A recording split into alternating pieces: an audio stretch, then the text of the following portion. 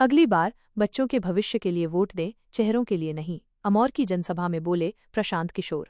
जन सुराज यात्रा के तहत पूर्णिया पहुंचे प्रशांत किशोर, किया पेंशन और मुफ्त शिक्षा का बड़ा ऐलान। जन सुराज के संस्थापक प्रशांत किशोर ने बुधवार को पूर्णिया जिले के अमौर में एक विशाल जनसभा को संबोधित किया। उन्होंने कहा कि अब बिहार की राजनीति में बदलाव जरूरी है और यह बदलाव जनता के वोट से ही संभव है। उन्होंने लोगों से अपील की कि वे इस बार जाति, धर्म या नेता के चेहरे को नहीं, बल्कि अपने बच्चों की शिक्षा और भविष्य को देखकर वोट दें।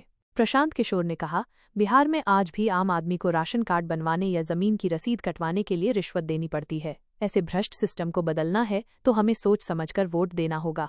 उन्होंने जनसभा में कई अहम घोषणाएं भी की। उन्होंने कहा कि अगर जन सुराज को मौका मिला तो दिसंबर 2025 से 60 साल से अधिक उम्र के हर पुरुष और महिला को 2000 रुपये मासिक पेंशन दी जाएगी। इसके अलावा उन्होंने शिक्षा के क्षेत्र में बड़ा वादा करते हुए कहा कि 15 वर्ष से कम उम्र के बच्चों को निजी स्कूलों में भी मुफ्त शिक्षा दी जाएगी जब तक कि सरकारी स्कूलों की स्थिति में सुधार नहीं हो जाता। सरकार उनके स्कूल की फीस खुद वहन करेगी ताकि गरीब परिवारों के बच्चे भी गुणवत्तापूर्ण शिक्षा प्राप्त कर सकें। प्रशांत किशोर ने कहा कि छठ के बाद पूर्णिया के युवाओं को मजदूरी के लिए बाहर नहीं जाना पड़ेगा, बल्कि उन्हें स्थानीय स्तर पर ही रोजगार के अवसर मिलेंगे। उन्होंने कहा कि अब वक्त आ गया है कि बिहार में जनता का राज स्थापित किया जाए और इसके लिए हर नागरिक को जागरूक होकर अपने अधिकारों का इस्तेमाल करना होगा। आप देख रहे आदर्श न्यूज। जय बिहार!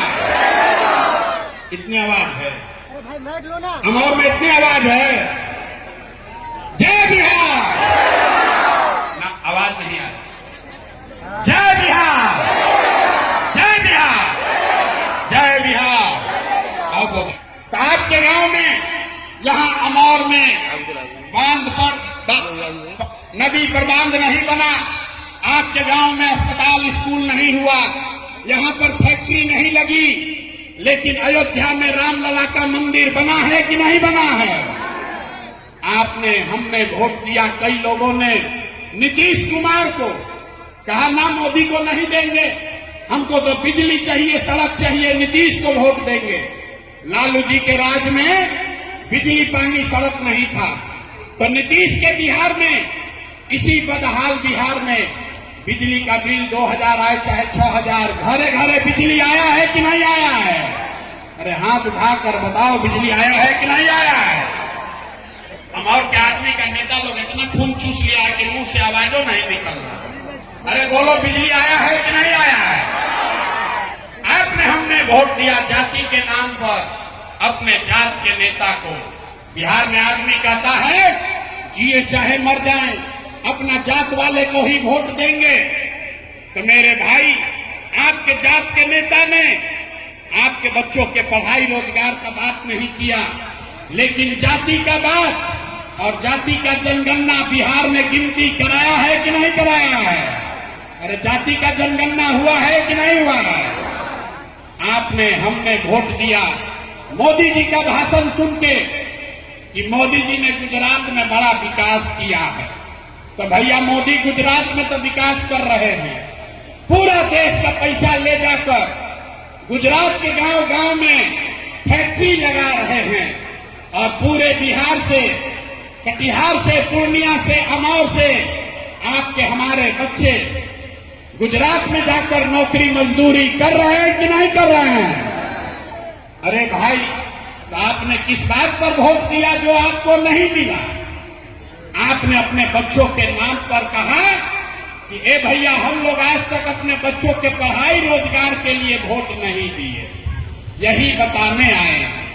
वोट आपने मोदी को दिया या कांग्रेस को, ओवैसी को दिया या लालू को, नीतीश को दिया या जन सुराज को? जिस बात के लिए भी आपने वोट दिया है वो आपको मिल रहा है। 5 किलो अनाज के लिए वोट दिए, अनाज मिल रहा है। हिंदू मुसलमान के लिए वोट दिए, मंदिर मस्जिद के लिए वोट दिए, तो मंदिर बना है। आपने बिजली के लिए वोट दिया, बिजली आई है। आपने गुजरात के विकास के लिए वोट दिया, गुजरात में विकास हुआ है। आपने अपने बच्चों के पढ़ाई रोजगार के लिए वोट नहीं दिया, इसलिए आपके बच्चे अनपढ़ और गरीब हैं। यही बताने आए।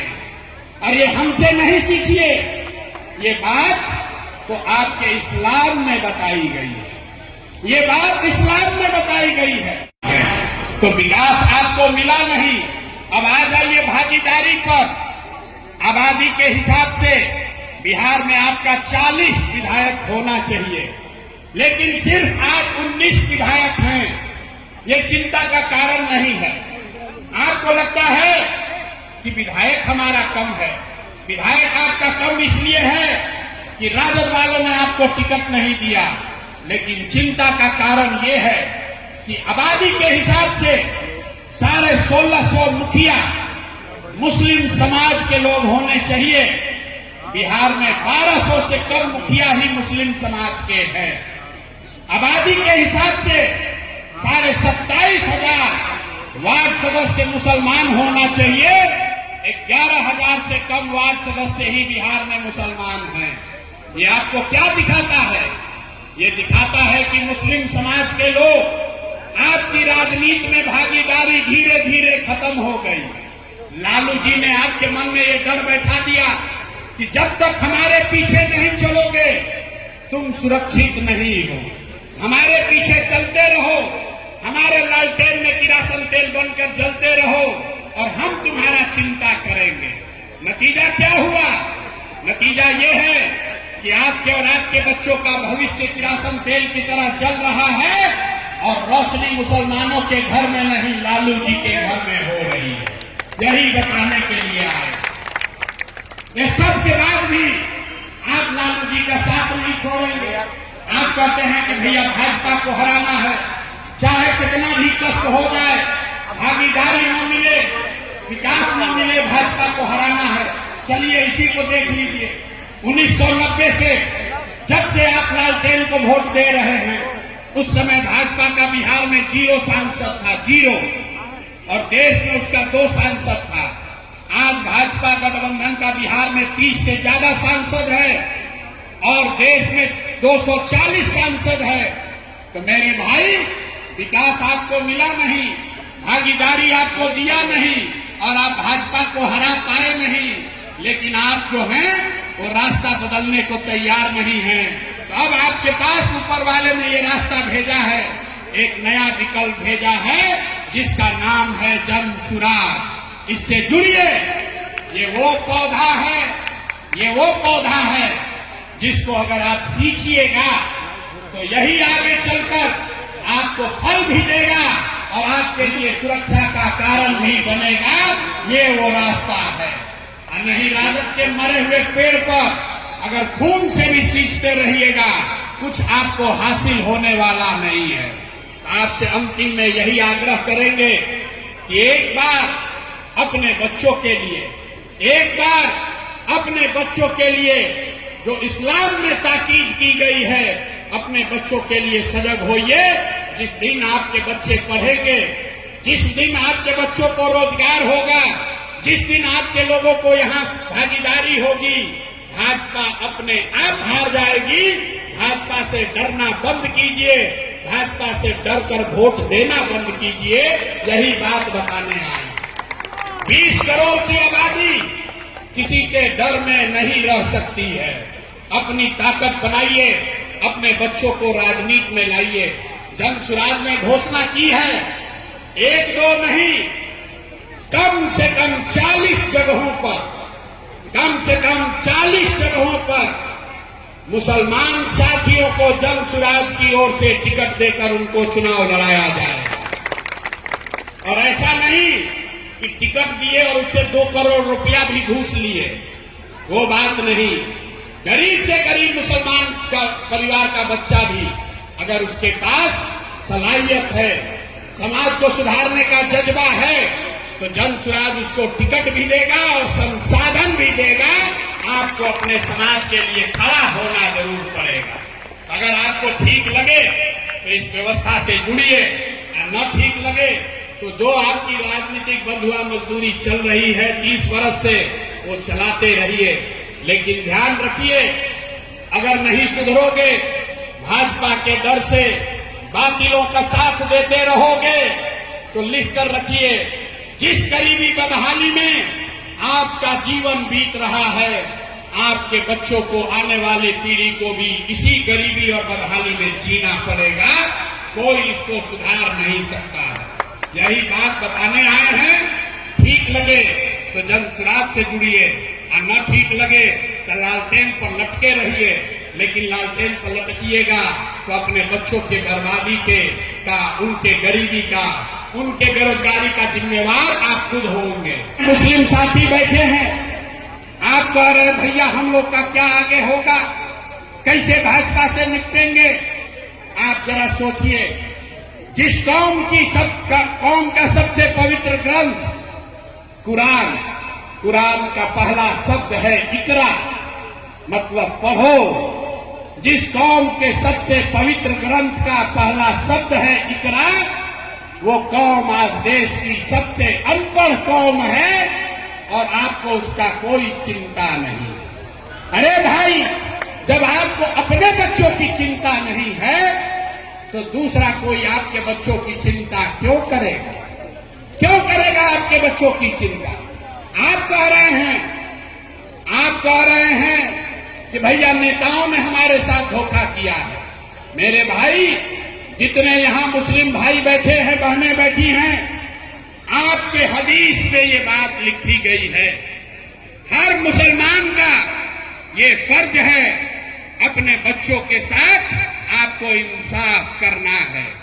सही मुस्लिम, सही बुखारी में ये बात लिखा हुआ है कि हर मुसलमान का ये उनको ताकीद की गई है कि आपको अपने बच्चों को अच्छा नाम देना है, आपको अपने बच्चों की परवरिश अच्छी करनी है, लेकिन आपको अपने बच्चों की चिंता नहीं है। आप तो लालू जी के चिंता में पड़े हैं, आप ओवैसी जी के चिंता में पड़े हैं, मोदी कैसे हारेगा ये चिंता आपको है, लेकिन अपने बच्चों की चिंता नहीं है तो आपका दशा कैसे सुधरेगा? आप कह रहे हैं कि आज के जो हुक्मरान हैं, आज की जो सरकार है, वो ऐसे ऐसे कानून बना रहा है, वो सीए एनआरसी लाकर आपको परेशान किया, अभी वक्त का कानून बनाकर परेशान कर रहा है। आप कह रहे हैं ये लोग जालिम लोग हैं, इन्होंने हमारे साथ विश्वासघात किया है। तो इस्लाम को जानने वाले लोग जरा बताइए, पैगंबर साहब ने क्या बताया कि जिस कौम को अपने रहनुमाओं की समझ न हो, उसके ऊपर जालिम हुक्मरानों को मुसल्लत कर दिया जाता है। ये हम नहीं बोल रहे हैं, ये बात पैगंबर साहब ने कही है। पूरा इसको पढ़िए। उन्होंने कहा कि जालिम हुक्मरान आप पर तब मुसल्लत किए जाएंगे जब आप गलत रहनुमाओं को चुनोगे।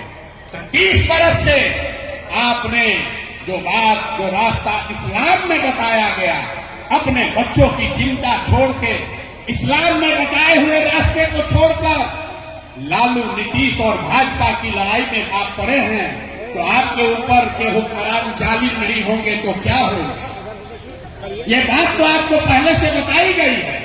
आपको कहा गया कि हर मुसलमान का ये फर्ज है हक के साथ खड़ा होना, हक के साथ खड़ा होना है।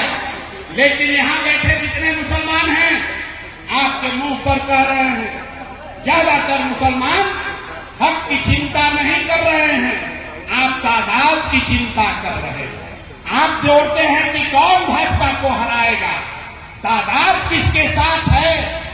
जो भाजपा को हराएगा, अगर वो बातिल भी है तो भी आप उसके साथ खड़ा होने को तैयार हैं, तो आपकी दुर्दशा नहीं होगी तो किसकी दुर्दशा होगी? यही बात बताने आए।